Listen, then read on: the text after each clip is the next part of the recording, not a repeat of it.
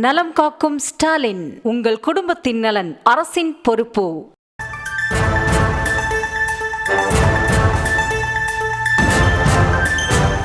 Medical college இனிமேல் நீங்கள் ஒன்றிய அரசாங்கத்தின் பிரதிநிதிகள் யாராவது வந்தால் அவங்கள ஒரு சுற்று போட்டு கேட்கலாம். என்னென்னா, இந்த அரசு பொறுப்பேற்ற நாள் முதல் நாங்கள் தொடர்ச்சியாக மாண்புமிகு தமிழ்நாட்டின் முதலமைச்சர்கள், மாண்புமிகு பிரதமரிடத்தில், மாண்புமிகு ஒன்றிய சுகாதாரத்துறை அமைச்சரிடத்தில் தொடர் கோரிக்கை வைத்திருக்கிறோம். நானும் ஒரு 10-15 தடவை டெல்லிக்கு போகிற போதெல்லாம் முன்னாள் ஒன்றிய அமைச்சர் மன்சுக் மாண்டவியா அவர்களிடத்திலும், இப்பொழுது சுகாதாரத்துறை அமைச்சராக இருக்கிற JP நட்டா அவர்களிடத்திலும் தொடர் கோரிக்கை வைத்து வருகிறோம்.